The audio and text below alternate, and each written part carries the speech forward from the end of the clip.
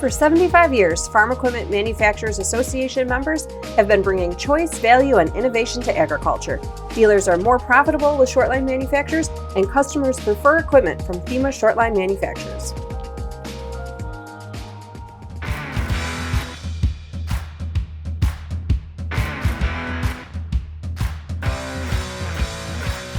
Our first induction today is Cyril and Louis Keller. And Joe, on behalf of the family, is visiting with us today. Following their World War II service, brothers Cyril and Louis Keller worked for an Allis-Chalmers dealership and a foundry. Louis then founded Keller Manufacturing and Welding in Rothsay, Minnesota, blacksmith shop, in 1947.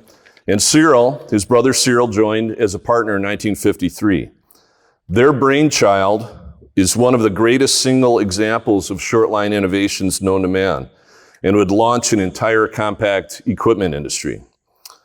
With just 8th grade educations, but unique mechanical skills and an unrivaled work ethic, the brothers' early innovations included a tractor-mounted snowblower in 1948 to handle the crushing Minnesota winters. But it was their inventiveness and drive to help a farmer solve back-breaking labor woes that led the Kellers to one of the most important farm machinery inventions of the century, the Keller self-propelled loader. You and I, we all know this today by one name, the Bobcat. The brothers were approached by a farmer looking for a better way to handle his poultry litter. The augmented need the brothers heard was for a powered unit that could operate in tight spaces, yet still be light and nimble enough to operate on the barn's second floor. Louis and Cyril Keller envisioned a machine that could turn on a dime and within its own length. The brothers took a straight piece of cardboard laying around, sketched an idea that the farmer liked well enough to promise to pay for the materials in time if they would attempt to build it. 6 weeks later, in January 1957, the machine was running in the turkey barn. And by March, the machine was running great and materials and labor were paid up in full. 6 more fabricated and sold by midsummer 1958. It was at this time that the brothers were introduced to Melrose Manufacturing, also a big name in the FEMA group over the years, who invited them to display their loader at the Minnesota State Fair. An OEM contract was signed shortly after. The brothers joined Melrose and Gwinner, North Dakota, to refine their designs.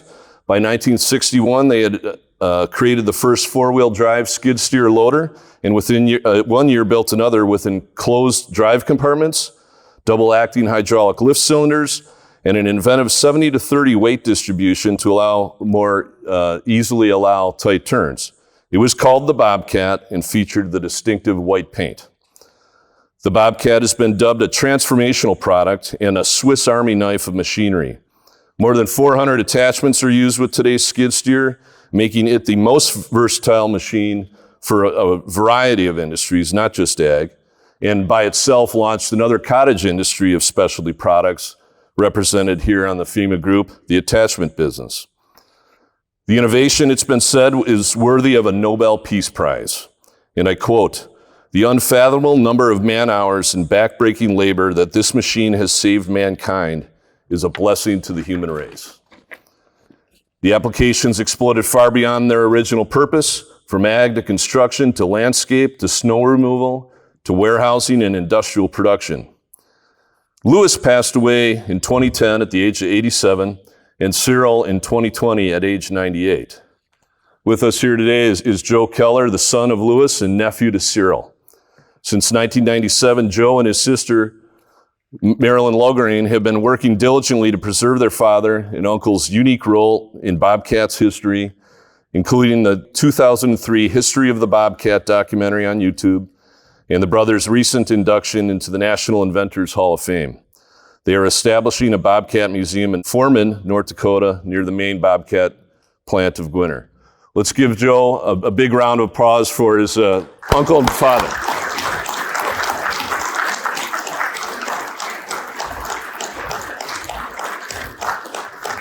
I'm Joe Keller, and my father is Louis Keller. Uncle is Cyril Keller, and it was Louis and Cyril, my father and uncle, that made the first machine that became the Bobcat. It was originally called the Keller loader. Eventually became named the Bobcat after a few years. even before they passed away, my dad passed away in 2010, my uncle passed away in 2020. And they, even at that time, they both had no idea that it was going to become what it did at that time, even more so what it is today. Like even today, they got the autonomous ones, the full electric ones and stuff like that, and they would have never believed that. If somebody told them that in 1957, they'd have never believed that. So, but they did realize it had potential. Just didn't realize it was that much. My dad started a blacksmith shop in Rothsey, Minnesota in 1947. My uncle started as an equal partner in 1953. And then sometime the summer of 56, one of their customers, Eddie Velo, who had a turkey farm, and he was having trouble getting his hired help to stay on when it came time to clean barns. So then he shared that with them the summer of 56, and in the fall of 56, they sketched up a little design. They went out and talked to him, and he agreed to pay for the materials if it didn't work, and Dad and Cyril agreed to forfeit their time because they didn't have the money for the materials.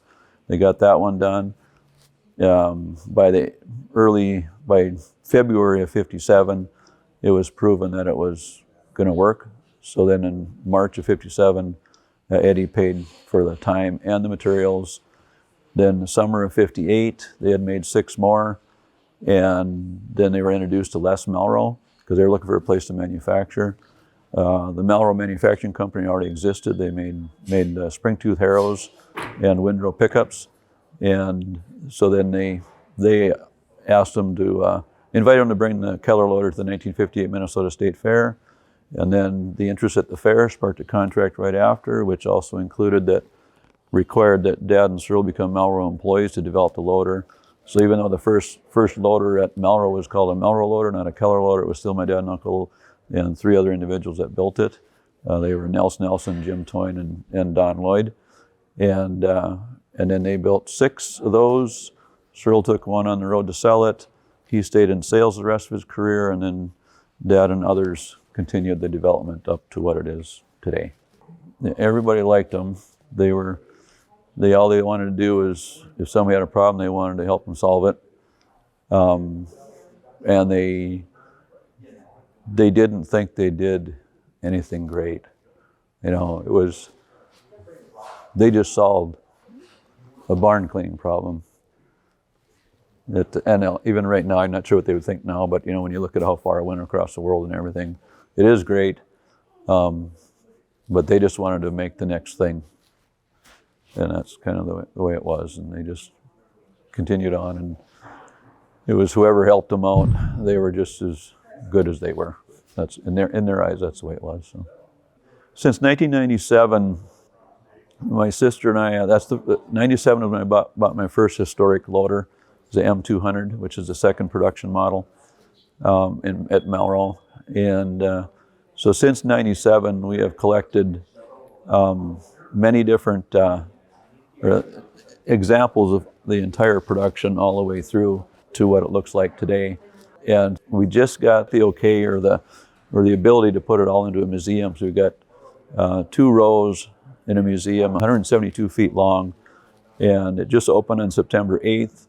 I've got a lot left to do on it, but it's still pretty good the way it is now. And when I get back, I'll be adding some loaders to it and rearranging them and getting the documentation done. And so it'll be the full history of how the Bobcat got started. The display actually starts with pre-Bobcat Melro family history, and then pre-Bobcat Keller family history, and then it goes into Bobcat history.